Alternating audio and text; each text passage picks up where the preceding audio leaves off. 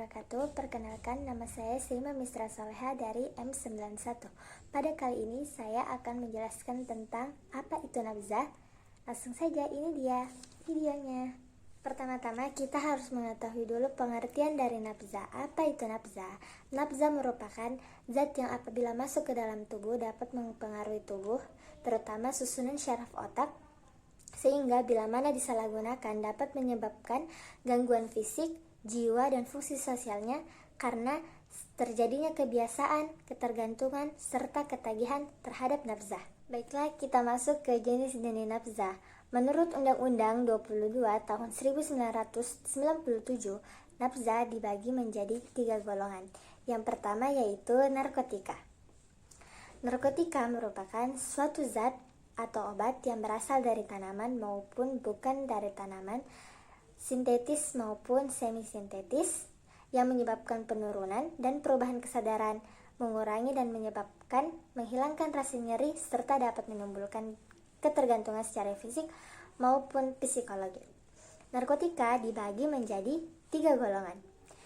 Narkotika golongan 1 adalah narkotika yang dapat digunakan untuk tujuan pengembangan ilmu pengetahuan dan tidak digunakan dalam terapi, serta mempunyai potensi sangat tinggi mengakibatkan ketergantungan. Contohnya heroin, kokain, dan ganja. Narkotika golongan 2 adalah narkotika yang berkhasiat untuk pengobatan, digunakan dalam terapi atau tujuan pengembangan ilmu pengetahuan, serta mempunyai potensi mengakibatkan ketergantungan. Contohnya morfin, petidin, turunan garam dalam golongan tertentu. Dan yang terakhir yaitu narkotika golongan 3 adalah narkotika yang berkhasiat dalam pengobatan yang banyak digunakan dalam terapi dan atau tujuan pengembangan ilmu pengetahuan, serta mempunyai potensi ringan menyebabkan ketergantungan. Misalnya kodein, garing warna narkotika dalam golongan tertentu. Yang kedua yaitu psikotropika.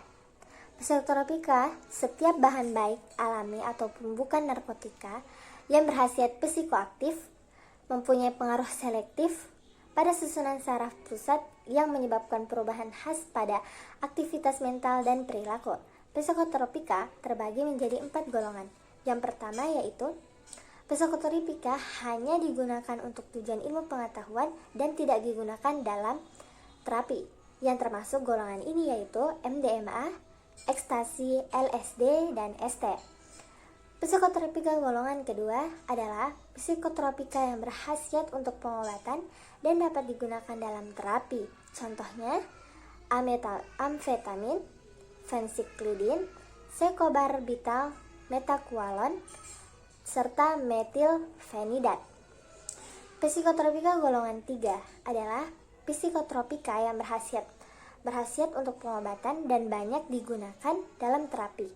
Contohnya fenobarbital dan flunitrazepam.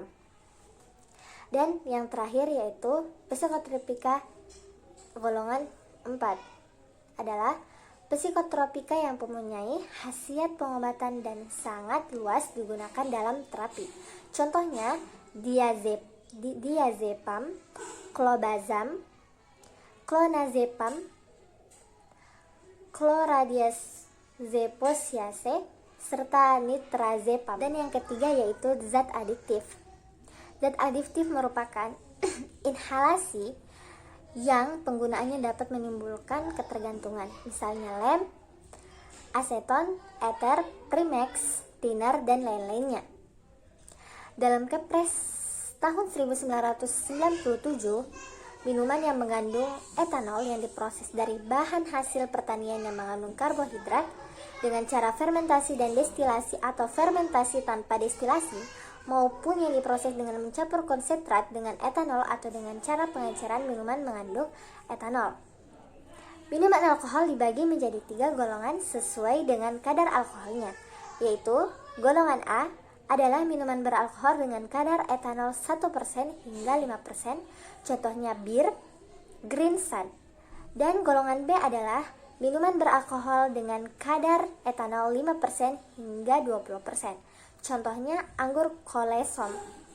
Dan yang terakhir yaitu golongan C adalah minuman beralkohol dengan kadar etanol 20% hingga 55%. Contohnya arak, whisky, dan vodka. Baiklah, sekarang kita masuk ke etiologi penyalahgunaan nafza. Nah, dalam penyalahgunaan nafza terdapat dari faktor-faktor tertentu. Yang pertama yaitu faktor individu. Dari faktor individu, kebanyakan penyalahgunaan nafza dimulai atau terdapat pada masa remaja. Sebab remaja yang sedang mengalami perubahan biologik, psikologik, maupun sosial yang pesat merupakan individu yang rentan untuk penyalahgunaan nafza. Dan yang kedua yaitu faktor lingkungan. Faktor lingkungan meliputi faktor dari keluarga dan lingkungan pergaulan baik di sekitar rumah, sekolah, teman sebaya maupun masyarakat. Faktor lingkungan dia ikut menjadi penyebab seorang anak atau remaja menjadi penyalahguna nafza, antara lain yaitu lingkungan keluarga, lingkungan sekolah, lingkungan pergaulan, dan juga lingkungan masyarakat. Dan yang terakhir yaitu faktor dari nafza itu sendiri. Nah, dari faktor nafza itu sendiri yaitu mudahnya nafza didapat di mana-mana dengan harga yang terjangkau. Banyaknya iklan minuman alkohol dan rokok yang menarik untuk dicoba.